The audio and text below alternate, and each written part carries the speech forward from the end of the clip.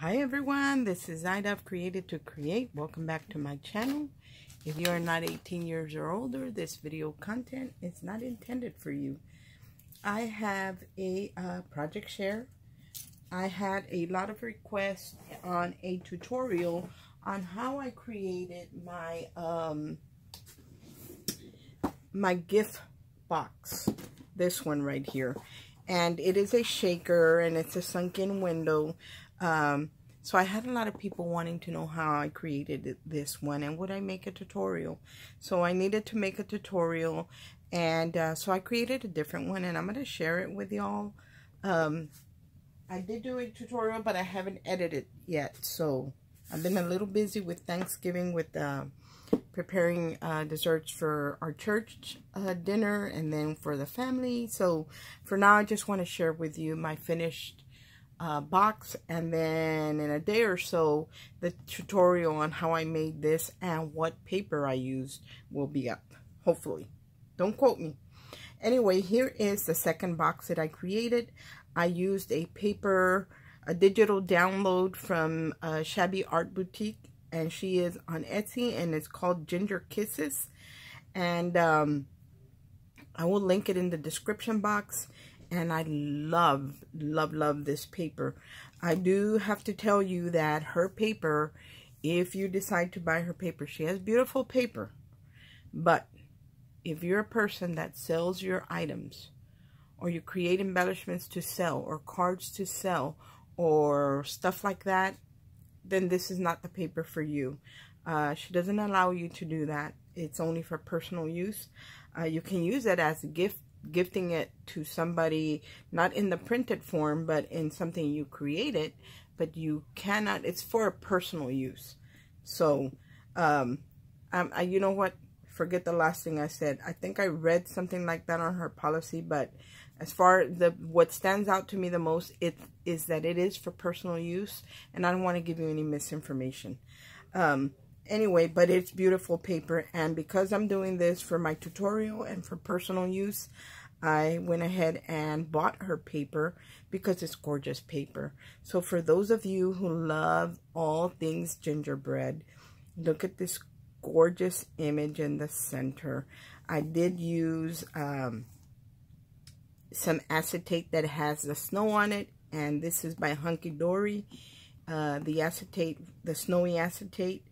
And then I have, I printed out the wreath as large as I could get it. And I felt it was too small, but guess what, guys? It was plenty big. I actually should have had it a little bit smaller. But it did work out fine for me. And I love that gingerbread girl or lady in the center. I did add some faux and snowflakes in there. I didn't add a lot.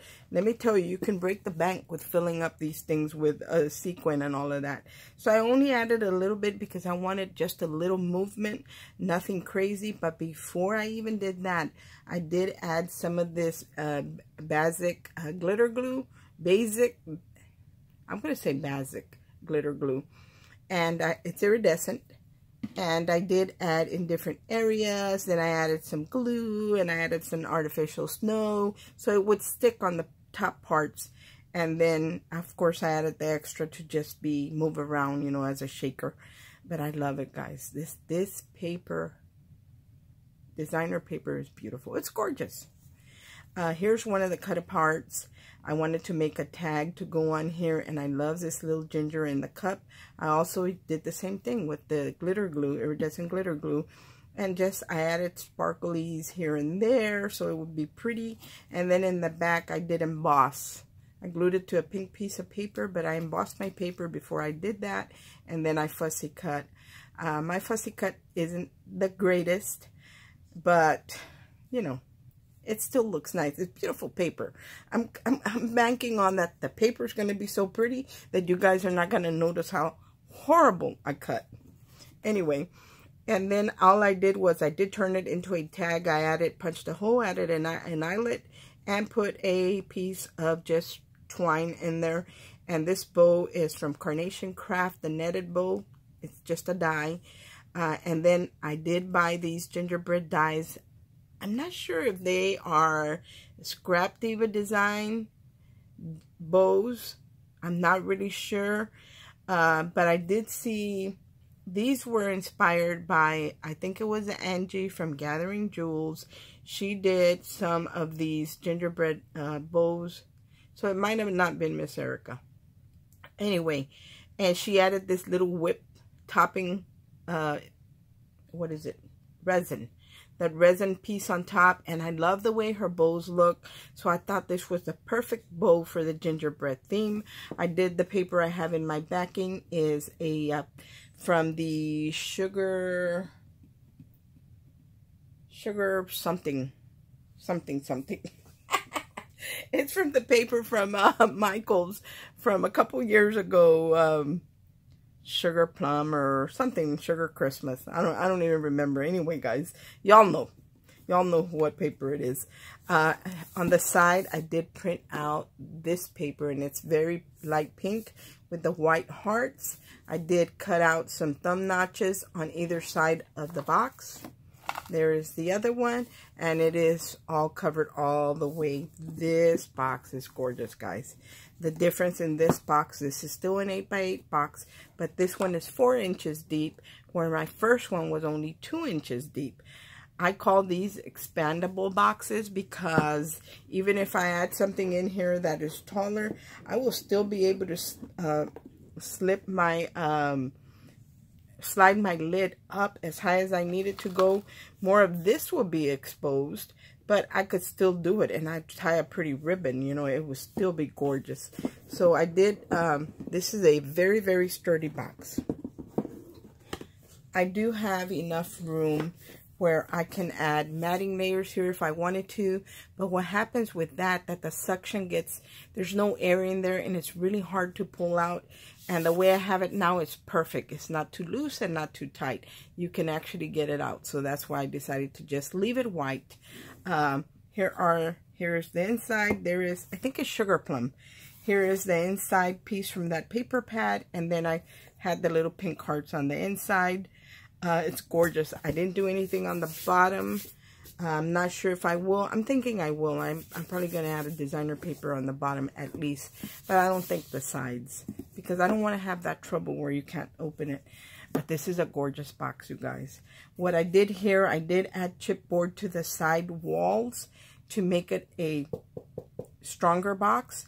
But I did cover those in white paper first. And I scored it 1/2 inch on the top. So I added an extra 1/2 inch and I scored it that way, and I glued it in. So when I added the chipboard piece, it was all white. Even the top, you couldn't see a raw edge. Even if you could see a raw edge in I have like a craft colored chipboard, that would still work because it's the same color as the gingers.